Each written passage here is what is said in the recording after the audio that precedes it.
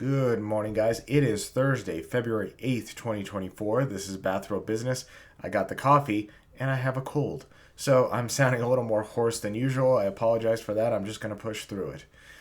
So there's three major stories I'm going to talk about. I try to avoid talking about international stories unless they have direct impact on the U.S. economy. But I think these two stories, essentially two stories in one, do greatly impact the U.S. economy. So it's going to be about trade and the United States and China. So for the first time in history, imports from Mexico have exceeded that of China. So our trade from 2022 to 2023 in Mexico rose 5% to 475 billion. At the same time, the value of imports from China tumbled 20% and are now down to 427 billion. So we're talking almost a $50 billion deficit between the two countries. Now, there is a small caveat to this. There are some companies in China that have moved operations to Mexico. However, that is a small minority, and I don't think that's worth discussing in great length because I don't see anything that shows that there's a plethora of these companies that are making that transition. I think for the most part, this is Mexico. Mexico has invested heavily into infrastructure, into their economies. They are a growing economy. Remember, these border crises that we're discussing right now, very few of those immigrants are coming from Mexico. Immigration from Mexico has dropped substantially. I don't want to say it's zero because it's never zero, but immigration from Mexico just doesn't happen in the same numbers that it used to. Most of the immigrants are coming from Guatemala, Venezuela, Argentina, etc. But most of the immigration from Mexico has pretty much ceased because the economy has improved greatly. Mexico is becoming kind of a powerhouse, and with the free trade agreement we have with them, that is only going to exponentially rise. There's cars that are made in Mexico, there's air conditioners that are made in Mexico, $475 billion worth of goods made in Mexico that are being imported into the United States every year. Now, furthermore, China is continuing powerful deflationary pressure, so they have the reverse problem of us. So they are seeing the biggest price drop since 2009. So their price for manufacturing has fallen another 2.5% in January. So this is the 16th quarter in a row that they are seeing powerful deflation. Why this is good for us, bad for them? It's good for us because now we have better prices to purchase on the open market, and so anything coming into the United States is going to be cheaper, and so that has a powerful deflationary pressure on our already high inflation. So our prices are going to be dropping, potentially. I think that's an oversimplification because the middlemen that are often in between these deals aren't necessarily going to reduce their profits. They might keep prices exactly the same and just reap the benefits. But we do know that it's not going to cause inflationary pressure. So at the very least, it's going to stabilize our market and line the pockets of the middlemen, essentially.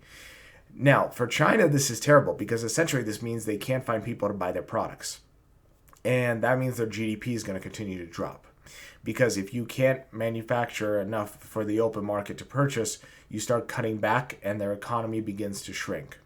So this is a powerful force that is going on in China as they are pretty much decoupling from the West, whether they like it or not. I have reported multiple stories about China still having pretty good fundamentals. I think there is an oversimplification that China's best days are behind it. I don't think that's true. But I think China has some major economic issues now. We've seen a tumble in their GDP. They only had 4.6% growth in GDP last year. The United States had 6%, 6.4% if I remember correctly. They're having powerful deflationary pressure. Tension is growing. We're not even going to talk about their housing issues and housing crises. And now these stories as well. So China has some pretty big problems going on.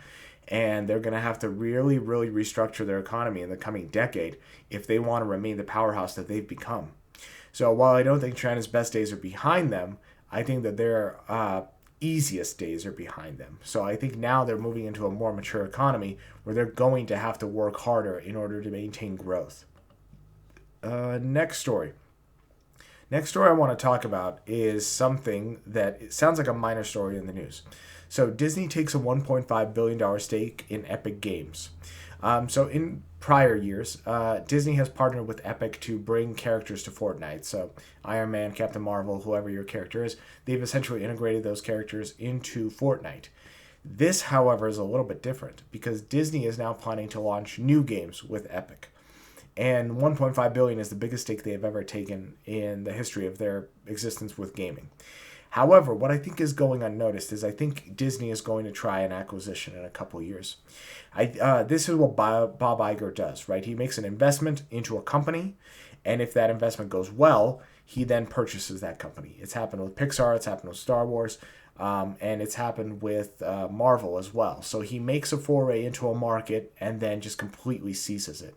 So I think that this is how he's going to get his feet wet, develop content, see how it plays out in the market, and if there is strong demand, he's probably going to make a formal offer to purchase Epic Games. Now you might say, well, Epic isn't for sale. Well, if he offers them $50 billion, would they sell? And then Marvel has a powerful, powerful gaming arm in addition to their already existing media empire. In addition, Disney was up again. I didn't look at their numbers because I didn't think it mattered very much, but we can look those up right now. Disney is up at they earned $1.22 per share this last quarter, and the market consensus was only 99 cents a share. So the company crushed it. So again, Disney is back. Bob Iger has been able to turn this boat around. When he first came back, people said, "Oh no, it's not the same Iger." No, it seems like it is. It's just it takes some time. So I wouldn't be surprised that if within the next 5 years, Disney makes a formal offer to purchase Epic or some other gaming company in order to become a media giant in gaming as well, especially as that market continues to grow exponentially every year. Last story I'll talk about is AI. So another story that sounds pretty subtle, but I think has pretty powerful market repercussions. The first thing I'll talk about is when ChatGPT lost, I, like a lot of people said, when ChatGPT launched, I, like a lot of people said that this is the end of Google. I have come to realize that I was completely wrong on that. I still use Google very heavily. And in fact, I don't use ChatGPT a lot unless I need to perform an actual task. So if I need to write a quick letter, I'll use ChatGPT.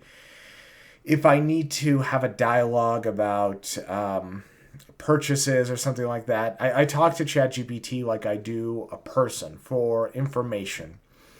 I go to Google for quick answers and for quick search links. So I don't think AI has become a new search. I think AI is a thing in and of itself. And so Google, I think, has not suffered as much as I thought. And I think that this pivot that they're about to make is actually going to kind of cement them back into the main marketplace as the leading search and now AI option. So Google is launching their Bard app fully into the market. It's pretty much been beta tested up until this point. It is now fully launched. It's going to be called Gemini, so they're rebranding it. It's going to have a base option and a subscription option. However, what is different is it's got an app on every Android device.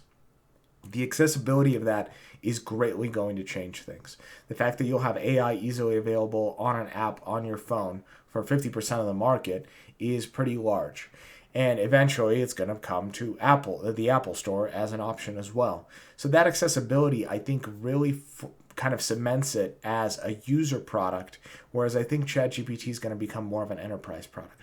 I don't think ChatGPT is going anywhere, but I don't think ChatGPT has become a consumer staple as much as it should have because of that little barrier of accessibility. I think it's more PC-based. I think most of the features of it that make it worthwhile are behind a paywall, and so therefore most people that aren't using it for business are not going beyond that paywall. And I think most people are just using ChatGPT for writing a resume, for school projects, etc., etc. Whereas this, I think, is going to become a good partner for Google's traditional search options, where people can ask quick questions, get quick answers, because it's going to be right on their phone. So I think this is a small pivot, just a simple app, but it's going to greatly change Google's position in the AI market. I sound terrible, so I'm going to go get some tea or something. I will see you guys in the morning. I hope you have a productive day. I'll see you tomorrow.